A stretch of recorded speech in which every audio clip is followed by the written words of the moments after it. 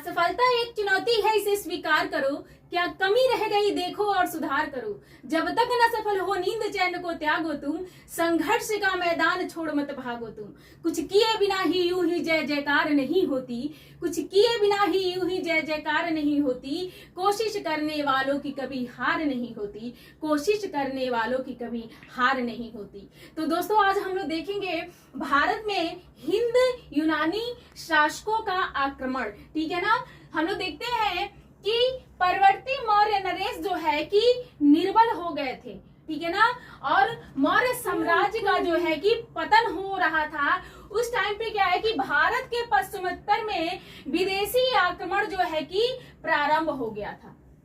जब क्या परवर्ती मौर्य शासक जो है कमजोर और निर्बल हो गए थे, वहां पे भारत के पश्चिमोत्तर प्रदेशों में जो है विदेशियों ने जो है आक्रमण करना प्रारंभ कर दिया था। लेकिन भारत का दुर्भाग्य ऐसा था कि उस समय जो है आक्रमणकारियों का सामना करने के लिए चंद्रगुप्त मौर्य जैसा जो है चंद्रगुप्त मौर्य जैसा सम्राट वहां पर जो है नहीं था। ठीक है ना। सर्वप्रथम भारत आने वाले बल्ख या बैक्ट्रिया के यवन शासक थे। ठीक है ना। जिन्होंने भारत के कुछ प्रदेशों को जीत लिया और तत्पश्चात वहां पे उन्होंने जो है अपने क्या है साम्राज्य को स्थापित कर लिया, वहीं पे बस गए। और इन्हीं यवन राजाओं को जो है इंडो ग्रीक कहा गया है। ठीक है ना। हम लोग देखते हैं कि इनके लेख तथा सिक्के यवनों के इतिहास पर प्रकाश डालते हैं। फतेहपुर उत्तर प्रदेश से रेह नामक स्थान से एक लेख प्राप्त हुआ है। प्रोफेसर GR शर्मा जी जो है इस लेख के विषय में बताते हैं कि यह लेख जो है, ये लेख या अभिलेख मेनांडर से संबंधित है। आगे हम लोग देखते हैं कि इनके बहुसंख्यक सिक्के जो हैं पश्चिमी, उत्तर पश्चिमी और मध्य भारत के विभिन्न स्थानों से प्राप्त हुए हैं। फिर है उत्तर पश्चिम में स्वर्ण सिक्कों का भी प्रचलन सर्वप्रथम यमन शासकों ने ही कराया था। आगे देखते हैं, यमनों के चांदी के सिक्कों को हम द्रंब कहते हैं। ठीक है ना। द्रंब के नाम से यमनों के चांदी के सिक्के जो है जाने गए। अन्य साक्ष्यों में हेलियोडोरस का बेसनगर से प्राप्त गरुड़ स्तंभ लेख है, जो यवनों के विषय में हमको सूचना प्रदान करते हैं। बैक्ट्रिया के स्वतंत्र यूनानी साम्राज्य का जो संस्थापक था वह डायोडोटस था। ठीक है। इनकी मृत्यु के बाद जो है इनके पुत्र यूथिडेमस नामक एक यवन सत्ता को हथिया लिया।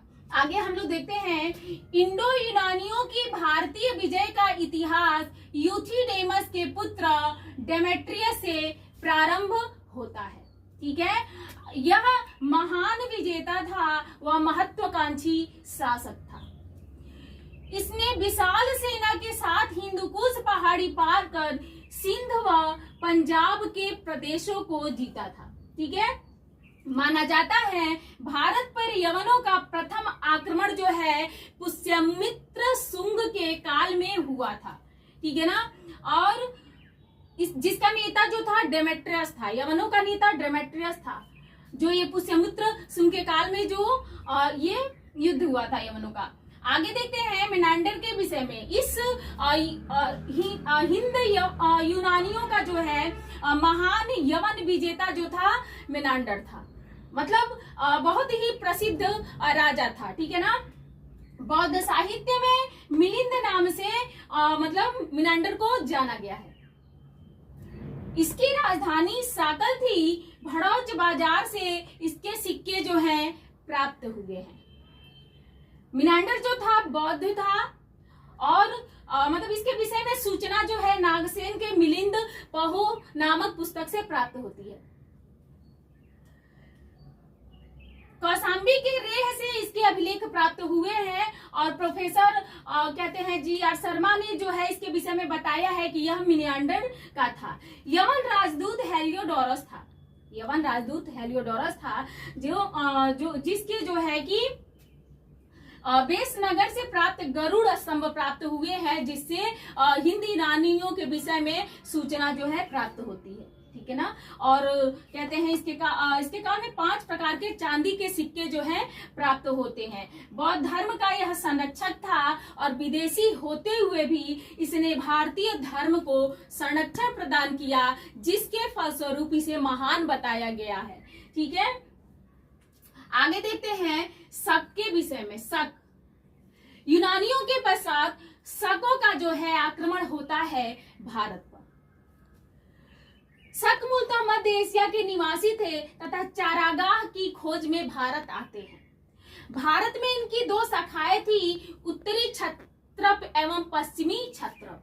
ठीक है, पश्चिमी क्षत्रप बहुत प्रसिद्ध थे।